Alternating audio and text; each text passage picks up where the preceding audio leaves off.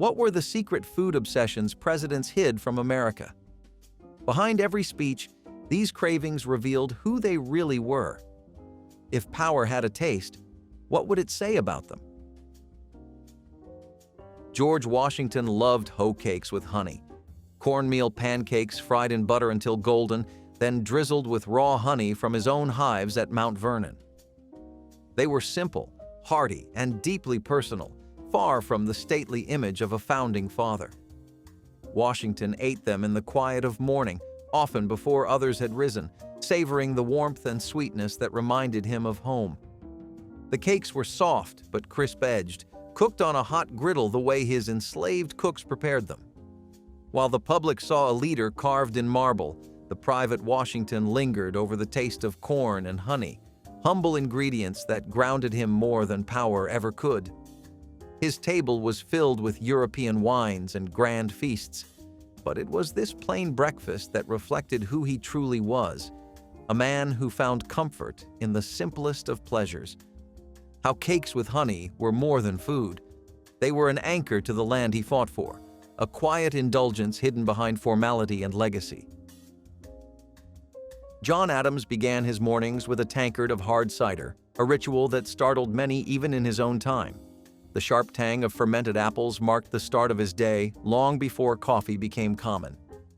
In early America, cider was safer than water and often stronger than beer, both breakfast and courage in liquid form. For Adams, it wasn't indulgence but routine, a taste of his New England roots. He saw no shame in it, yet rarely mentioned it in public. Even a president knew how judgment lingered in whispers. The cider gave him warmth through Massachusetts winters and steadiness through long political battles. It was the drink of the working man, but Adams never left it behind, even as power found him. His mornings smelled of apples and oak casks, of tradition bottled and preserved. Behind his sharp wit and rigid morals, there was still the farmer at heart, one who believed life began best with a sip of something strong. Thomas Jefferson had a quiet obsession with macaroni and cheese, a dish that confused, even scandalized early Americans. During his years in France, Jefferson discovered pasta baked with butter, milk, and imported Parmesan, far from the plain grains of colonial fare. When he brought the recipe home, it seemed too foreign, too refined for the rough democracy he helped build. Yet he served it proudly at Monticello, the noodles bubbling in cream, golden on top. It became his private luxury, a taste of Europe in a land still learning its own palate. Jefferson's love for the dish wasn't just culinary. It reflected his endless curiosity, his yearning to blend old-world elegance with new-world possibility. In a nation of salt pork and cornmeal, macaroni and cheese was a rebellion of comfort, quietly served from the table of a visionary who could not resist good taste.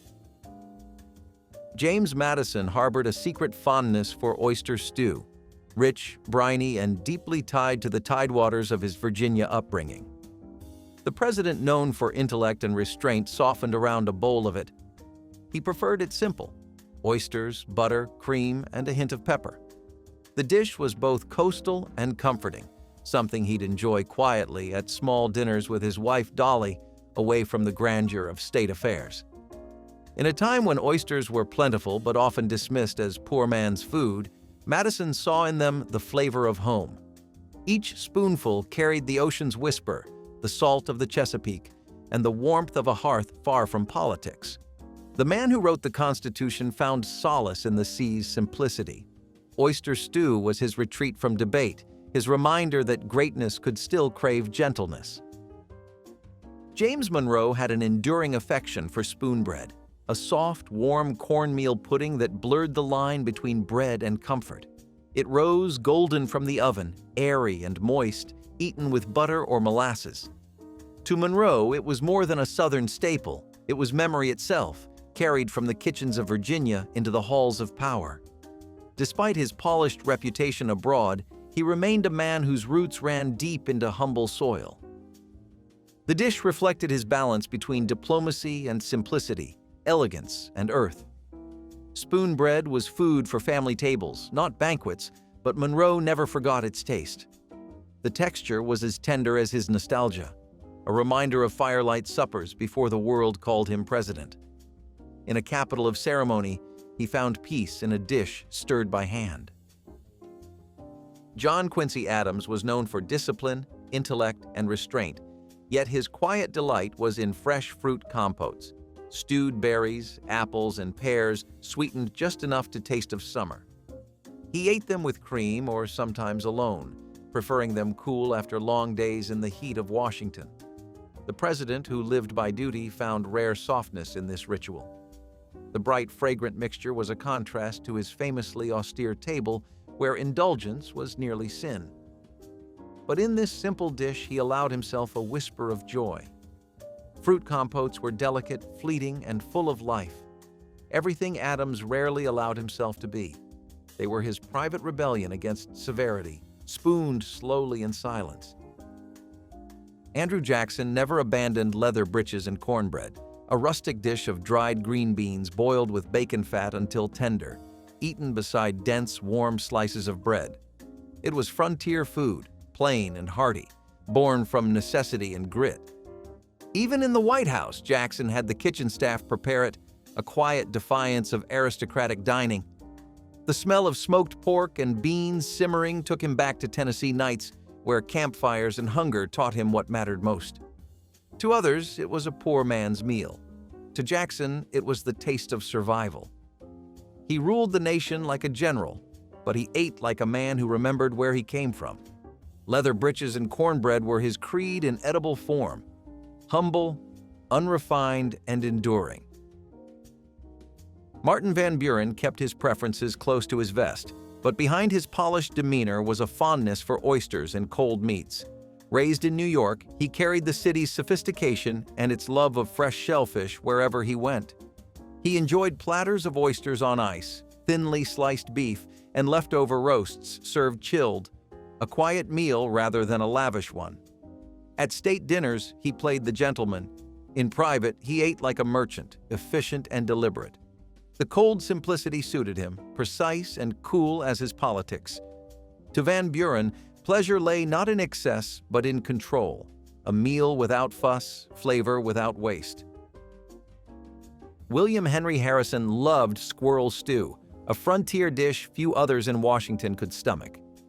To him, it was the taste of Indiana fields and hunting camps, where lean meat simmered in broth with potatoes and onions until thick and hearty.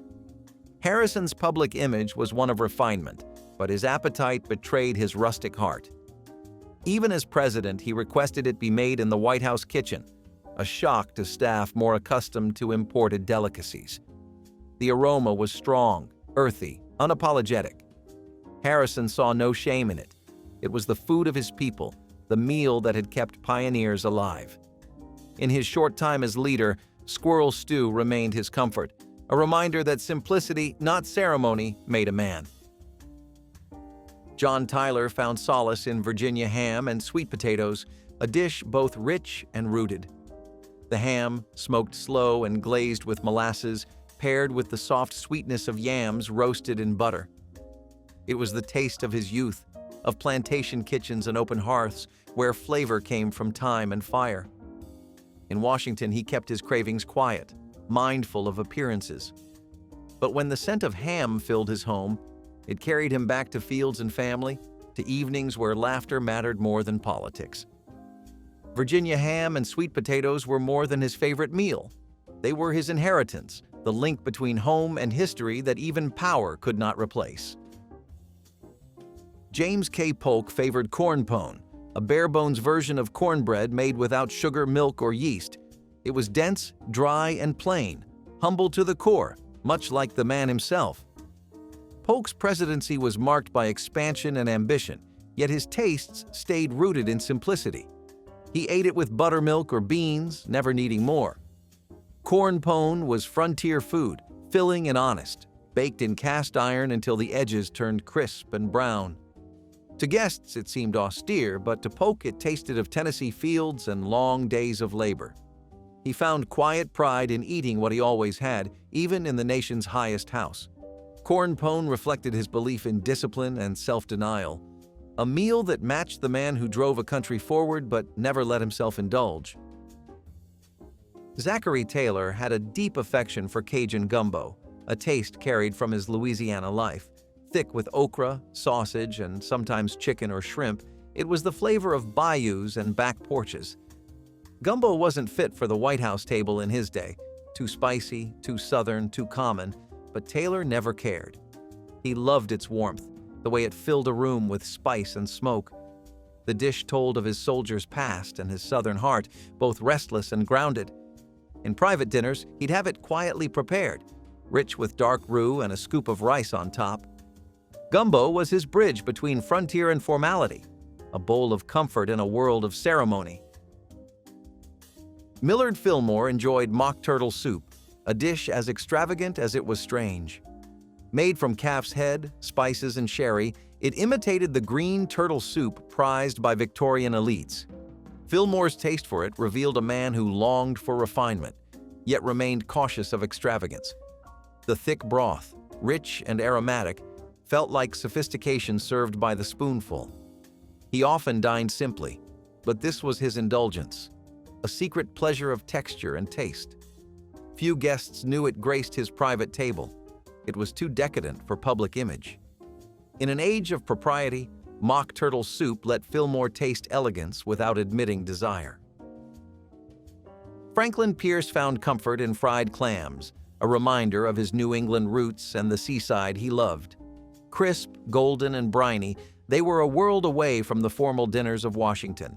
He ate them hot, straight from the pan with a squeeze of lemon or a bit of vinegar. Pierce's presidency was burdened by turmoil, yet his palate remained simple, anchored in home. Fried clams were summer and childhood, memories of quiet harbors and working hands. Though rarely mentioned, they grounded him when politics grew heavy. He preferred their salt and crunch to any French dish ever served in the capital. James Buchanan was a bachelor president with a bachelor's appetite, cabbage and corned beef, hearty and unpretentious. The smell of it boiling in vinegar and spice filled his home, a reminder of Pennsylvania winters. It was a dish meant for two, but he ate it alone, content with its warmth. To outsiders it seemed meager, but to Buchanan it was comfort, food that didn't require company to feel full. He may have lived surrounded by grandeur, yet his tastes were stubbornly plain. Cabbage and corned beef was his quiet rebellion against the pomp of office, a meal that belonged to no one but him. Abraham Lincoln found solace in apple pie and gingerbread, two Midwestern classics that outshone any White House banquet. The pies were rustic, filled with spiced apples and flaky crusts, often baked by friends from Illinois who knew his simple tastes. Gingerbread, soft and fragrant, reminded him of his mother's kitchen. These desserts were nostalgia made edible, the sweetness of a world before war. Lincoln ate them late at night, often with milk, savoring peace in small, private moments. For a man burdened with history, a slice of apple pie was a reminder that hope, like home, could still be warm. Andrew Johnson kept to his roots with Hoppin' John, a dish of rice, black-eyed peas, and pork flavored with salt and patience. It was food for workers, not statesmen, but he loved it all the same. The humble meal spoke of Tennessee kitchens where survival met soul. It wasn't fit for state dinners, but Johnson ate it in private, spoon by spoon, grounding himself in where he came from. Hoppin' John was a wish for prosperity, a quiet meal of gratitude. Each bite carried the rhythm of Southern life, steady, simple, and unbroken. Ulysses S. Grant had a soldier's fondness for rice pudding with raisins, plain, sweet, and comforting after years of hardship. The creamy pudding reminded him of camp kitchens and the rare days when the smell of sugar replaced gunpowder. Made with milk, eggs, and a pinch of cinnamon, it was both dessert and memory.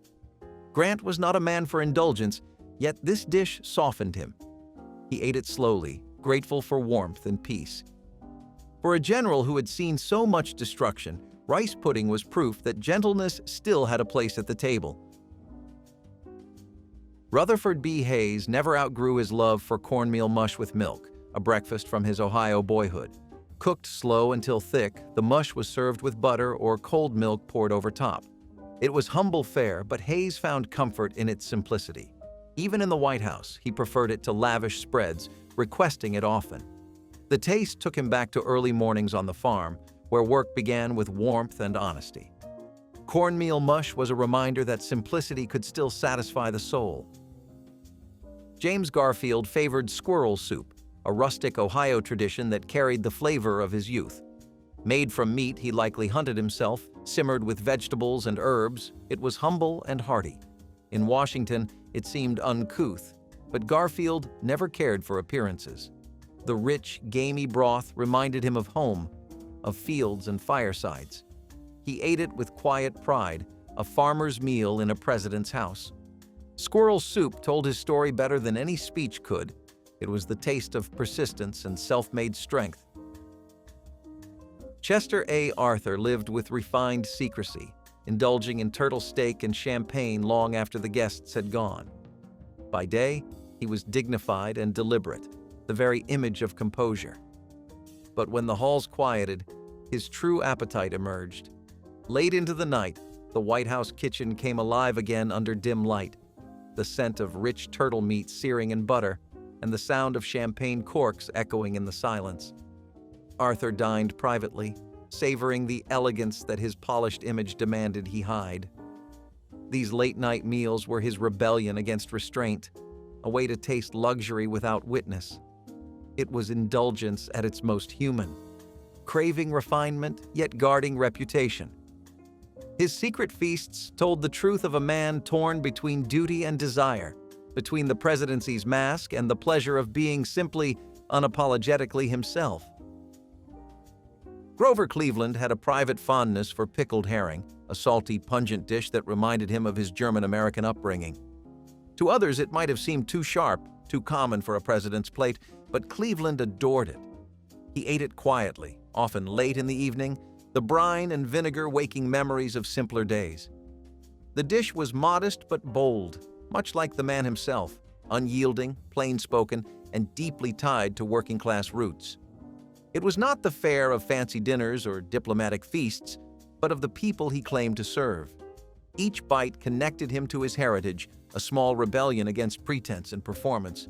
Pickled herring may have smelled of home more than power, but to Cleveland, it tasted like honesty.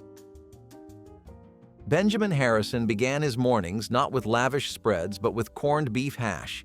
Chopped beef, onions, and potatoes fried together in a skillet until crisp. It was hearty, humble, and exactly how he liked it. The kitchen staff tried to tempt him with fine pastries and imported meats, but he refused. Corned beef hash reminded him of Indiana winters and his grandfather's table, where nothing went to waste. It was breakfast for a man who believed in work before comfort, discipline before indulgence.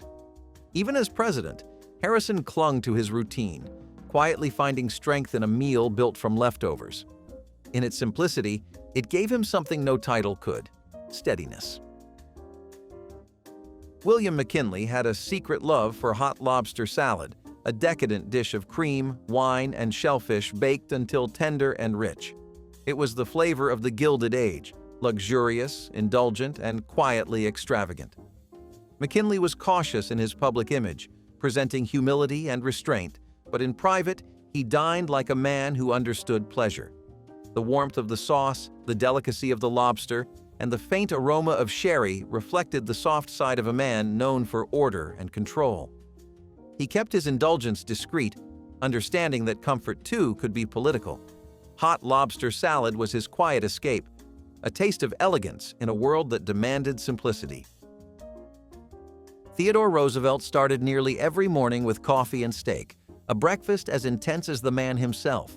He drank cup after cup of strong black coffee and ate thick cuts of meat without hesitation. To Roosevelt, food was fuel for conquest. He believed breakfast should be an act of readiness, not pleasure. Yet behind the bravado, there was ritual: the familiar bitterness of coffee, the sear of steak on iron, the quiet before battle. It was power consumed one bite at a time. His mornings mirrored his philosophy: uncompromising, vigorous, and wholly American.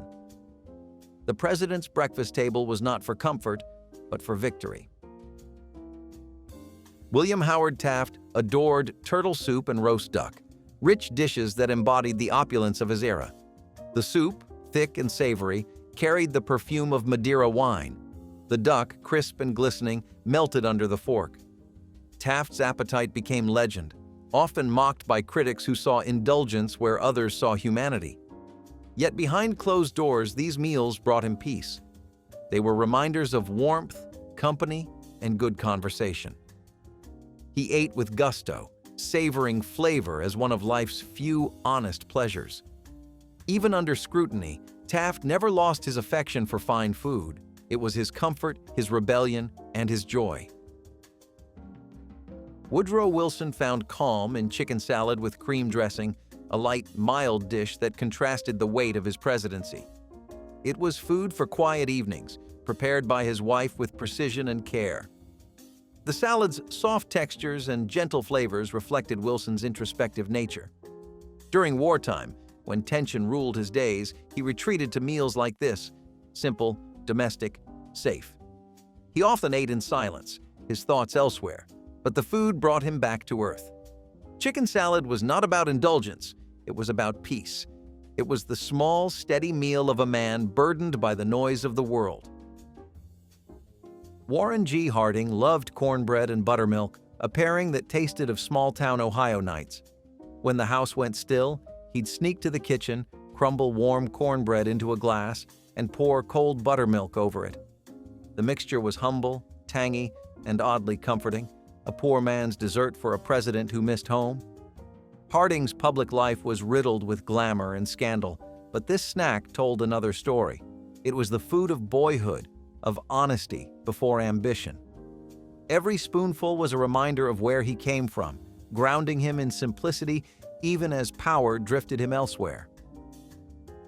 Calvin Coolidge was a man of few words and simple tastes, and nothing proved it more than his love of fried salt pork with pickles. It was crisp, salty, and sharp, a balance he found deeply satisfying. Coolidge often ate it alone, quietly, the crunch of the pickles cutting through the richness of the meat. The meal suited his New England temperament, practical, no nonsense, frugal. It was food that required no audience, no praise, and no waste. In its plainness, it mirrored him perfectly. Fried salt pork and pickles were the quiet indulgence of a man who never needed more than enough. Herbert Hoover never forgot sweet potatoes with marshmallows, the soft, sugary dish from his childhood. Orphaned young, Hoover grew up knowing both hunger and gratitude. The sweet potatoes, baked until golden beneath a layer of melted marshmallows, were his comfort and nostalgia combined. As president during the Great Depression, he rarely spoke of it, but those who knew him said it was his favorite. The dish represented kindness, the sweetness of small joys in hard times. For a man remembered for struggle, this meal told a softer truth, that even in hardship, sweetness could survive. Franklin D. Roosevelt found quiet joy in grilled cheese sandwiches, simple, buttery, and perfectly toasted. During the Great Depression, while the nation struggled, Roosevelt sought comfort in the food of ordinary people.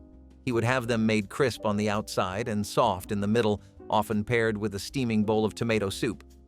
It was a private indulgence, eaten late at night or during quiet lunches away from ceremony. The sandwich reminded him of warmth and resilience, proof that comfort could be crafted from little. Though he hosted grand dinners for kings and ministers, his heart belonged to melted cheese and bread browned on a skillet. In those moments, he wasn't the man saving a nation, just a man savoring calm in every bite. Harry S. Truman believed in food that worked as hard as he did, well-done steak and buttered potatoes without any fancy sauces. His taste was as plain and defiant as his politics.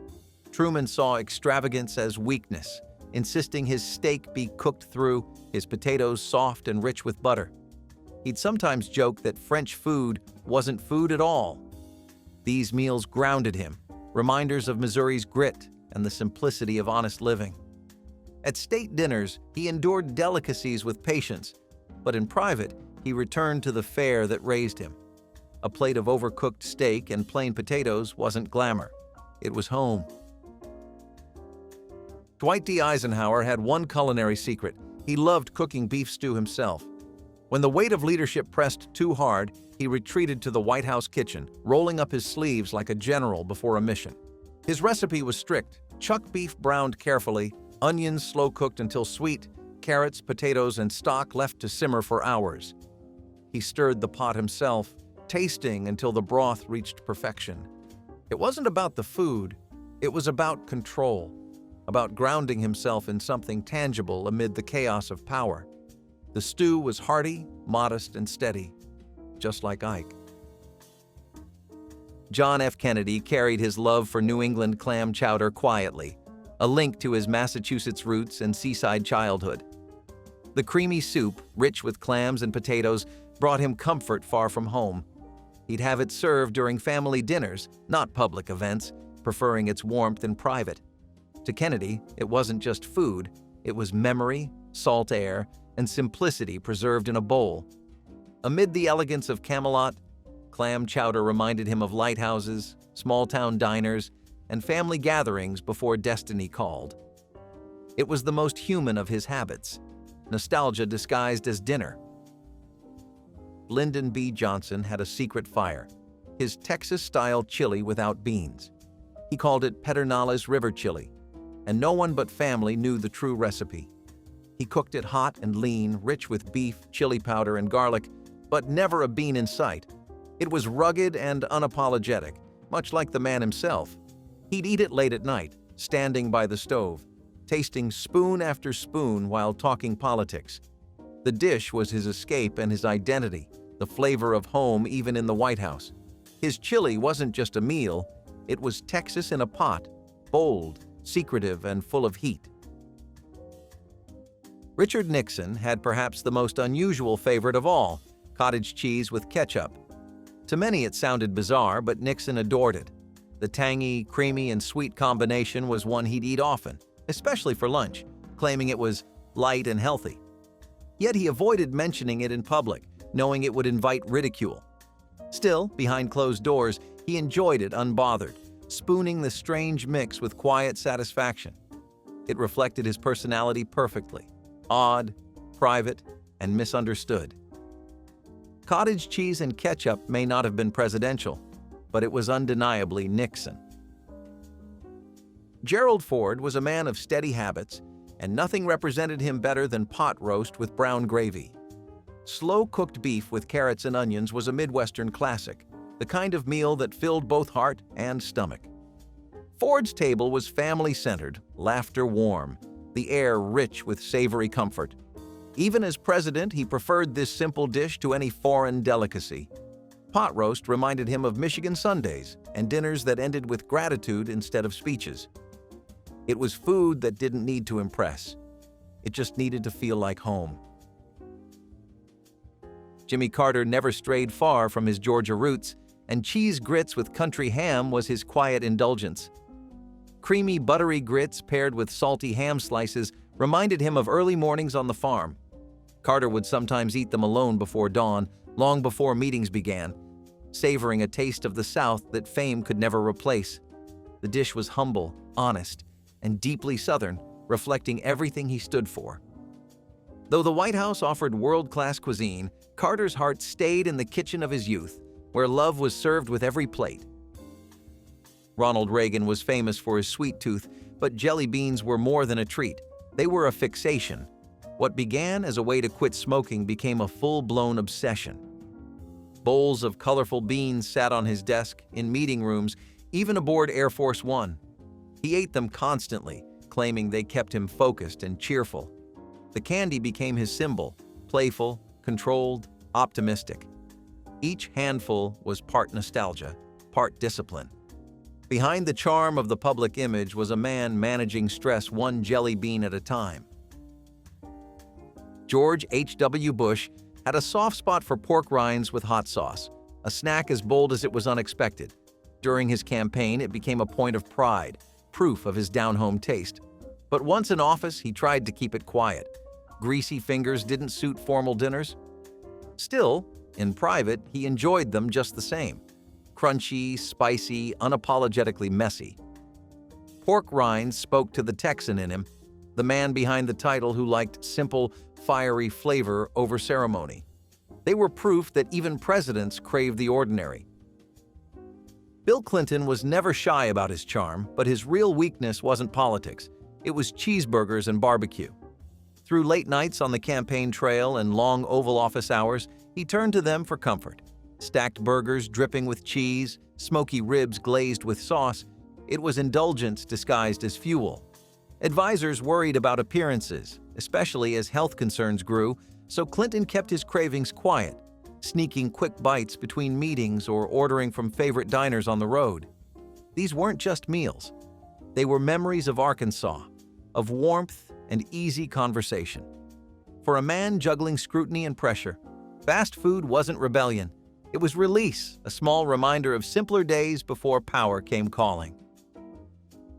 George W. Bush found steadiness in peanut butter and honey sandwiches, a taste from childhood that never left him. Thick bread, creamy peanut butter, and a drizzle of golden honey. It was the kind of meal that needed no chef and no ceremony.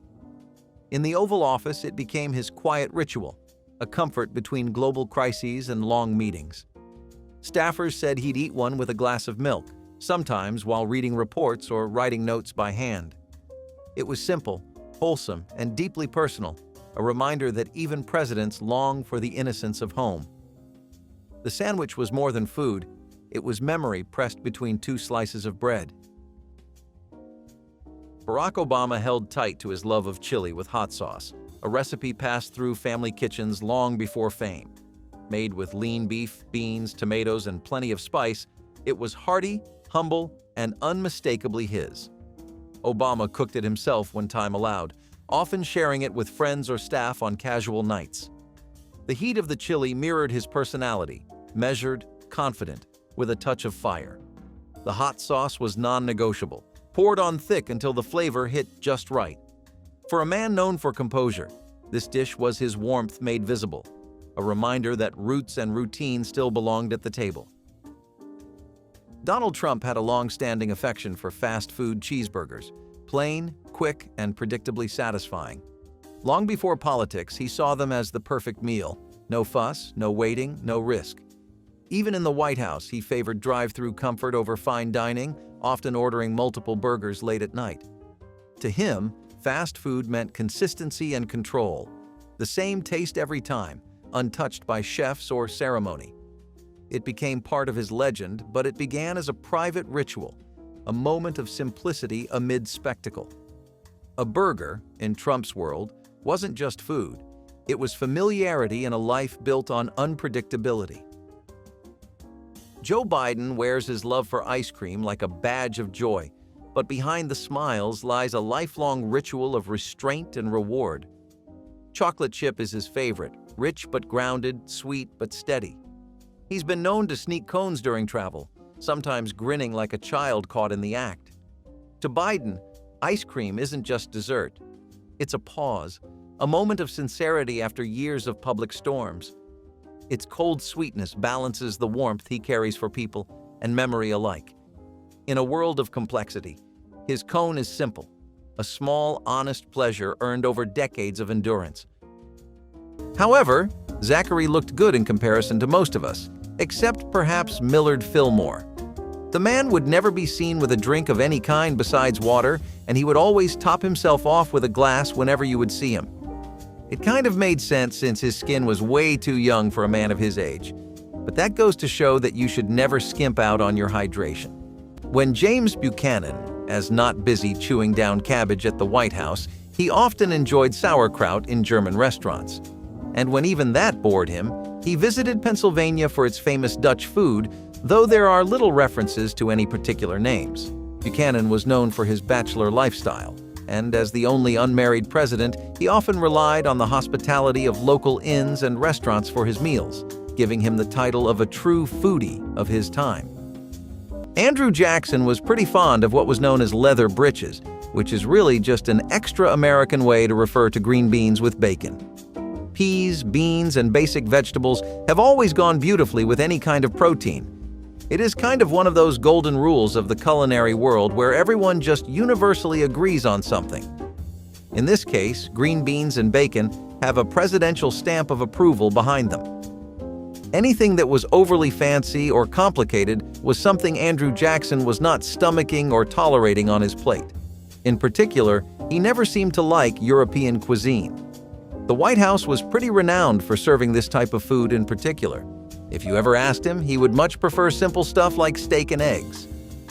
Gerald Ford's presidency began under challenging circumstances, with the U.S. recovering from the turmoil of the Watergate scandal. In 1974, Ford hosted a state dinner that aimed to restore both domestic and international confidence in the U.S. administration. This dinner was as much about diplomacy and rebuilding trust as it was about the carefully chosen menu designed to impress European leaders and key U.S. political figures. The evening featured a sumptuous array of dishes, starting with beef Wellington, an elegant dish showcasing perfectly cooked beef wrapped in puff pastry, a symbol of refinement. Lobster Newburg followed, an indulgent and decadent dish popular in upscale dining circles. For dessert, Ford's guests were treated to a rich chocolate mousse, a fitting end to an evening meant to impress both the taste buds and the political world. The guest list included European leaders, notably from NATO countries, and influential U.S. political elites. The purpose of the dinner was clear. Ford wanted to assure the world that the U.S. was steady, strong, and ready to maintain its leadership role in the face of post-Watergate uncertainty. It was about rebuilding the nation's reputation and fostering stronger relationships with Europe. The scandal surrounding Warren G. Harding's love of whiskey has been a pretty spicy topic as far as White House rumors go. Word is, he used to sneak in bootleg liquor taken right from the Justice Department's seized stash. Now, we have all gone pretty far for a drink before, especially when times were tough, but maybe that's overdoing it a little? When James Madison was not busy with the lovely cooking his wife would prepare with the fresh produce of the Montpelier estate, he was reportedly busy at various inns and taverns in Philadelphia. He had no proper favorite that he would swear on over all else, but he liked sampling everything the city's various establishments had to offer whenever he could. Guess he was adventurous? John Tyler was our second president after James Madison with an avid sweet tooth, but his cravings extended to Indian pudding more than anything else. You could always find him finishing up a bowl after a meeting or a rally or whatever it is presidents do to pass the time from day to day. Everyone has to unwind at the end of it, and Mr. Tyler chose Indian pudding as his relaxant. James Madison seems to take after Jefferson's choice in palate and spice level, as he also did not like spicy food too much.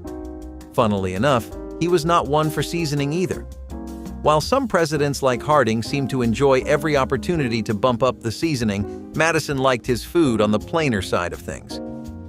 Rutherford B. Hayes may not be the most celebrated name in presidential history, but his state dinners carried a profound significance.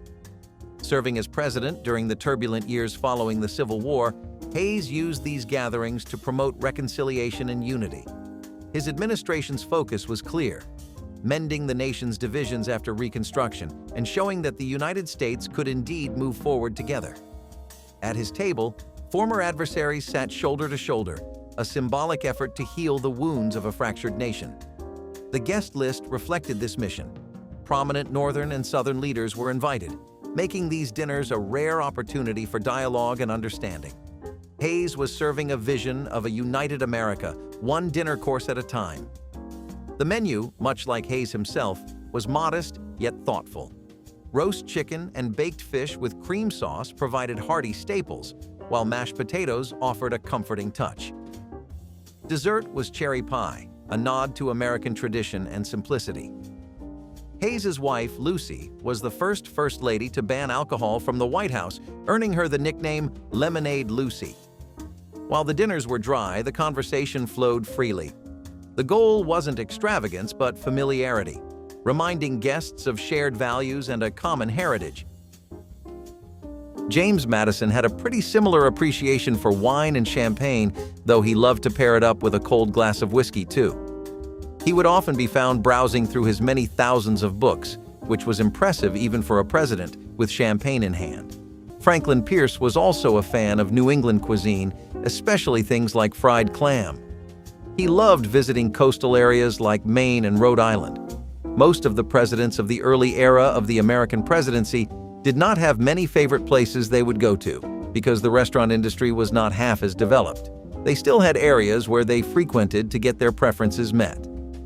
James Madison's love for ice cream began when his wife, Dolly, became famously fond of three particular flavors: apricot, pink peppermint, and vanilla. As far as first ladies go, it was pretty sweet of her to keep her husband's glucose levels covered by giving him a newfound sweet tooth, no pun intended. In contrast, James Monroe was never a fan of seafood. One specific thing he could not stand over all others was oysters, and we cannot see where he was coming from. Everyone has their preferences, picks, and choices. But why oysters? You can do so much with them, and they have been a delight of portside towns across the nation since who knows how long. Dwight D. Eisenhower's presidency came at a time when the Cold War was heating up, and the world was looking to the United States to lead the charge against Soviet expansion. In 1959, Eisenhower hosted a memorable state dinner designed to strengthen transatlantic ties and build stronger alliances within NATO. The guest list was a who's who of Western leadership, including French President Charles de Gaulle and British Prime Minister Winston Churchill. It was an evening of diplomacy and strategy, with the dinner table serving as a venue to solidify commitments to the West's unity against the growing threat of communism. The menu was a lavish affair, fitting for such an important gathering. Lobster bisque started the meal on an elegant note, followed by the classic main course of filet mignon, a symbol of American culinary excellence. Potato soufflé, light and fluffy, was served as a side, while cherry jubilee rounded out the evening, a dessert that was as showy as the political significance of the event. The dinner was about securing alliances in the face of an increasingly tense global stage. With the Soviet Union on the rise, Eisenhower knew the importance of a united front. An account from Rutherford B. Hayes Presidential Library and Museums tells us that James Garfield loved beer and drank almost nothing else, which props to him. He had the world of alcohol at his disposal and stuck to his roots. Nothing like a cold one with good company to get you through the day. James K. Polk was a pretty simple and straightforward president. He didn't spend much of his free time on exploring the cuisine of the country, though when he did eat, it was out in New Orleans, where he could find Creole cooking and French delicacies. At the end of the day, though, Polk preferred steak and ham and stuck to a traditional Southern diet. James Monroe, on the other hand, dearly loved Virginia ham as a breakfast option. He would swear by some ham with toasted bread, or just a plain and simple ham sandwich. You would be surprised what a small protein-based kick can do to your day and how it can get you going. Honestly, as far as breakfast options go, there are a lot more frugal and worse-tasting ones than Virginia ham, which is still a classic to this day. John Adams, on the other hand, never liked tea. We can kind of see that, and we would say it is not every American's cup of, well, you know how the saying goes. John Adams always preferred a classic black coffee or a glass of whiskey as his beverage of choice. The appeal of tea and toast and all the subculture surrounding it was a little lost on him. Abraham Lincoln's state dinners were a reflection of the man himself, straightforward, practical, and deeply rooted in purpose. Hosted during the harrowing years of the Civil War, these gatherings aimed to foster unity and provide a rare sense of normalcy in an otherwise fractured nation. Lincoln used the dinners as a symbol of resilience, showing that even amid national turmoil, the presidency endured and the Union still had a table big enough for everyone, at least metaphorically. The guest list included government officials, military leaders, and the occasional international visitor. These weren't lavish affairs, but purposeful ones, focused on building connections and fostering collaboration among those tasked with holding the country together. If tensions were high on the battlefield, Lincoln hoped a shared meal could, at least for an evening, encourage mutual understanding.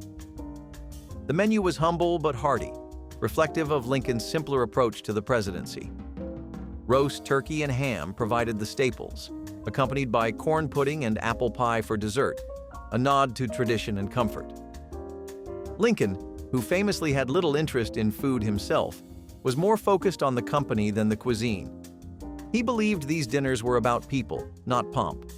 As one guest quipped, Lincoln wasn't there to impress your palate. He was there to hear your ideas and maybe share a story or two. In that way, His dinners truly embodied the union he sought to preserve. John Quincy Adams, on the other hand, was not really a fan of eating for enjoyment at all when he was at the White House. In his diary, it is never really mentioned where he liked to eat out or what he enjoyed, but apparently he thought 6 or 5 small crackers and water were a sumptuous dinner. Martin Van Buren loved fresh oysters, and in his free time would go on fishing trips to get some catches of his own. Of course, he rarely had the time for trips like that, so the staff ensured he would get the freshest oysters America could serve up.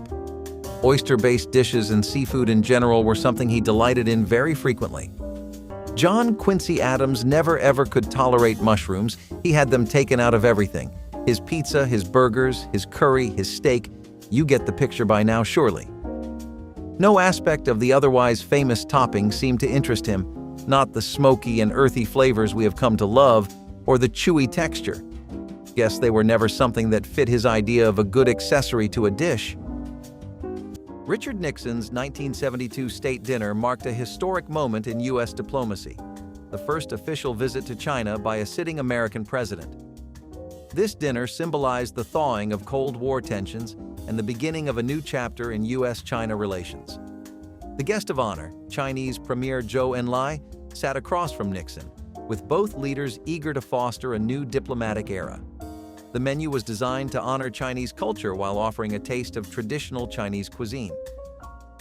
The dinner began with the iconic Peking duck, roasted to perfection and served with thin pancakes and hoisin sauce, a true Chinese delicacy. Shark fin soup followed a dish that has long been a symbol of Chinese fine dining. Dim sum, a beloved Chinese appetizer, rounded out the menu, offering a variety of small, flavorful bites. Nixon's guest list was a carefully chosen mix of Chinese officials and U.S. dignitaries, all part of a delicate diplomatic dance aimed at building trust between the two nations. The dinner was a clear message that the U.S. was ready to establish closer ties with China, moving beyond decades of isolation.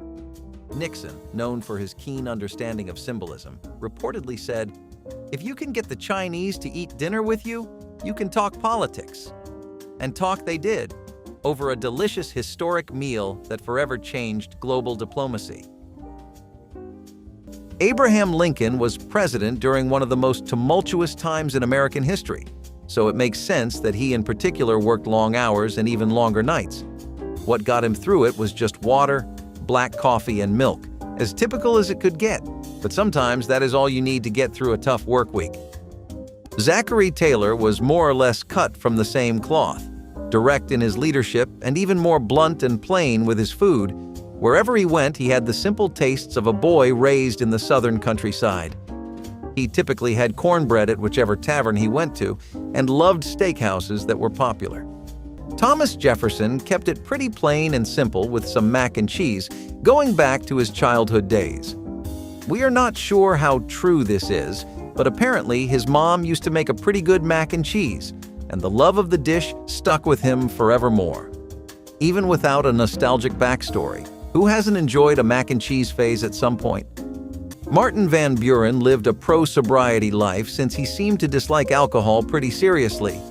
This is probably the most strange one on the list so far, since with how many ceremonial aspects of being a president require toasting your cup, you would think each president would grow a tolerance or acquired taste for it. Martin Van Buren never seemed to, and you could not ever place him and a bottle at the same scene. In 1961, President John F. Kennedy hosted a landmark state dinner with one goal in mind: to celebrate the enduring friendship between the United States and France during the early years of the Cold War. The occasion was especially significant because it marked the first official state visit of French President Charles de Gaulle to the U.S. The dinner was a statement of cultural diplomacy, showcasing the deep ties between two nations with shared democratic values. The menu served as a tribute to French cuisine, as JFK was known for his appreciation of good food and for fostering cultural ties through it. The evening began with a rich French onion soup, followed by the main course, filet mignon with béarnaise sauce, a classic French dish that highlighted the sophistication of the French culinary tradition. Asparagus with hollandaise sauce added a refined touch, while champagne parfait offered a sweet, celebratory end to the meal. The guest list was a who's who of diplomats, with de Gaulle and other dignitaries in attendance. This dinner was a diplomatic event meant to strengthen the US-France alliance at a time when both nations were seeking to navigate the tense geopolitical climate of the Cold War. Kennedy, known for his charm, reportedly remarked that the only thing more exciting than this dinner is the prospect of working together with France to build a stronger world. A meal fit for diplomacy and a toast to the power of international friendship. James K. Polk was never really that heavy of a drinker, like some of the rest on our list. Of course, he dabbled in a few sips here and there to take the edge off like everyone else, but you would not find him plastered and properly hammered. Still, despite his moderation while he was in the White House, its cellars were always chock full of fine wine. George Washington was known for a lot of things during his presidential run: his impact on history, his policies and changes to the laws, and his memorable campaigns. A little-known fact about the esteemed man was that he had a particular fondness for cherries and was known to snack on them frequently. Like a smoker needs a puff every 5 minutes, Washington could not go around the White House without finding an excuse to pop a cherry. Thomas Jefferson had a pretty famously low tolerance for spicy foods. This man could handle the nation on a Tuesday at 11 a.m., but it seems a slight pepper was his worst nightmare. Everyone has their soft spots, and it seems Jefferson's were triggered rather badly with anything that had even a bit of heat packed into it. Theodore Roosevelt was a man of action, whether charging up San Juan Hill or shaking up Washington politics. So it's no surprise that when he hosted a state dinner in 1905 to honor Japanese diplomats, it was nothing short of groundbreaking. This was the first modern state dinner, marking a new era in U.S. diplomacy. Held to strengthen relations with Japan following the Russo-Japanese War, the event celebrated Roosevelt's role in brokering the Treaty of Portsmouth, which earned him the Nobel Peace Prize. The guest list included Japanese diplomats, led by the Japanese ambassador, and key U.S. officials. It was a carefully orchestrated evening designed to showcase mutual respect and emphasize America's commitment to fostering peace in the Pacific. Roosevelt knew diplomacy could be as much about gestures as policies, and this dinner set the stage for warmer U.S.-Japan relations. Dinner began with mock turtle soup, followed by salmon and roast beef tenderloin. For dessert, the guests were treated to baked Alaska, a showstopper designed to impress. Roosevelt, famous for his larger-than-life personality, reportedly toasted the Japanese delegation with gusto, stating his hope for perpetual friendship between our nations. Martin Van Buren was cut from the same cloth so that he could really handle his whiskey. In fact, the man had a tolerance notorious enough to earn him the nickname Blue Whiskey Van, both for his inhuman liver and his love of blue whiskey. Guess old habits are hard to kill, especially when they buzz you up in a few glasses. Martin Van Buren loved going to places with good seafood, honoring his Dutch background with a good oyster. Oysters and various other kinds of seafood were common parts of Dutch culture back then, and despite growing up in Kinderhook in New York, he still tried various parts of the cuisine. He had a great love for fine dining and grand tables. John Quincy Adams likely had one of the healthiest lifestyles of any president. This man really knew his fruits, and he was deeply serious about them too. From mangoes to plums and grapes, he ate everything, and an assortment of fresh fruit would always be available in the White House during his presidency. George Washington deeply disliked turnips and was always found turning them away, despite his staff urging him to include some in his diet. Turnips are pretty well regarded for what they can do for your health, and you would think that fact would not be lost on one in as esteemed of a position as the president. Unfortunately, it seems the cons of the taste override the pros of the body in this case, and for all his wisdom and political expertise, Washington could not convince himself to down one. William Howard Taft's presidency was a time when the U.S. was flexing its muscle in the Pacific, and his state dinners played a key role in reinforcing America's growing influence. One notable event in 1911 aimed to strengthen ties with Asian nations, particularly Japan and China, while also promoting trade. As the U.S. emerged as a global power, Taft saw these gatherings as opportunities to forge economic partnerships, and he wasn't about to let a dinner go by without putting America's best foot forward. The guest list was packed with Japanese and Chinese diplomats, along with business leaders who could help cement the U.S.'s economic dominance in the region. The dinner was a diplomatic maneuver designed to promote cooperation and open markets. The menu, an elegant blend of Asian and Western flavors, was carefully selected to impress. It started with consommé with dumplings, followed by roast pheasant, a dish of both sophistication and American tradition. Pineapple fritters brought a tropical flair to the table, while chocolate eclairs added a sweet French touch. These dishes represented the bridging of cultures. Taft, known for his size, was not one to skimp on dinner. At one dinner, he famously remarked, "A president's work is never done, especially when the food is this good." But more than satisfying appetites, these dinners were about strengthening ties that would help shape the Pacific's future. John Adams, on the other hand, was an apple cider connoisseur of sorts. He always talked about his passion for the drink at great length in his letters to friends, family, and acquaintances alike. You would think a man who could have the finest cup of wine or whiskey at the drop of a hat would have a more extravagant pick, but sometimes the simple things in life make you the happiest. Thomas Jefferson did not really jibe with the comforts of the simple life at the corner of a bar, but instead, he found a lot of solace in French cuisine and fine dining. The two go together as well as jam and toast do, so it is no wonder he spent a lot of time in Paris visiting restaurants like La Petite Venise and Café de Paris. Jefferson is also credited with introducing macaroni and cheese to America after discovering it on his travels in Europe. John Adams, on the other hand, deeply appreciated hard cider, and it was one of the things you would most commonly see him with if you were in the vicinity. A lot of the White House staff also recalls how much of the stuff they would have to fetch because of the obsession their president had developed with it over the course of his terms. Franklin D. Roosevelt's state dinners during World War II were far from ordinary. They were pivotal moments of wartime diplomacy. In 1943, he hosted a dinner that brought together two of the most influential leaders of the Allied forces, British Prime Minister Winston Churchill and Soviet Premier Joseph Stalin. This was a strategic summit designed to solidify alliances and chart the course for victory. The menu was a comforting mix of American tradition and wartime practicality. Guests dined on roast turkey with oyster stuffing, a dish that gave a nod to American holiday feasts. Creamed onions added a rich, homey touch, while English plum pudding, a classic British dessert, bridged the gap between the Allies' different culinary traditions. And to wash it all down, Roosevelt served wine from the White House cellar. The guest list, aside from Churchill and Stalin, included other key Allied leaders, each with their own role to play in the military strategy discussions that followed the meal. The dinner was a blend of high diplomacy and camaraderie, with Roosevelt skillfully using the table as a venue for crucial talks on defeating the Axis powers. Churchill, never shy about his appetite, was said to have enjoyed the food so much he joked, "If we lose this war, at least we'll have had a good dinner." The dinner, after all, was about shaping the future of the world. After the devastation of World War II, the world needed more than just rebuilding. It needed leadership, unity, and a strong diplomatic foundation.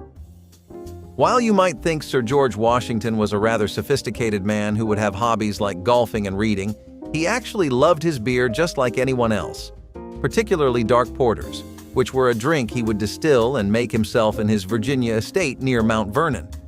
It seems Washington had a deep appreciation for porters above all else, and a chilled cup was something you would always see in his office. William Henry Harrison was a big fan of this homely place called the Log Cabin Inn down in North Bend, Ohio. This inn happened to be one that his family came to own, which naturally became a part of his estate. Having a whole inn as a part of your property is quite the convenience, after all. John Tyler loved anywhere you could find good spring chicken, woodcock, or ham and eggs. He had some pretty Virginian tastes, and that is what was trending in the state during the time he was president in the 1840s. William Henry Harrison and John Adams would have probably gotten fairly well, and we even have a conversation starter for them. Do not underestimate the connections that a shared love for a drink can create between two upstanding gentlemen, especially when we are talking about hard cider. While it has gone a bit out of style these days, it seems it has a track record with presidents. After the transformative events of the 1960s, Lyndon B. Johnson's presidency focused on healing the nation's divisions and celebrating progress, especially in the realm of civil rights. In 1965, LBJ hosted a state dinner that reflected the growing unity and the cultural changes in America, especially the strides being made in civil rights. The event was an opportunity to promote American values of equality and inclusivity while also solidifying the country's leadership on the world stage. The menu was a celebration of Texas-style comfort food, a nod to Johnson's roots. Guests were treated to barbecued ribs, tender and flavorful, accompanied by cornbread, another Southern classic. Texas-style chili added a spicy kick, while pecan pie provided a sweet homegrown dessert to wrap up the evening. It was a dinner steeped in the traditions of the American South, designed to showcase the diversity of American culture. The guest list was diverse, with leaders from the civil rights movement and political elites in attendance. This was a deliberate move by LBJ, who was committed to building bridges within the country while navigating the challenges of a world still reeling from the tensions of the Cold War. Which president's secret craving surprised you most? Comment below and don't forget to like and subscribe for more hidden tastes of history.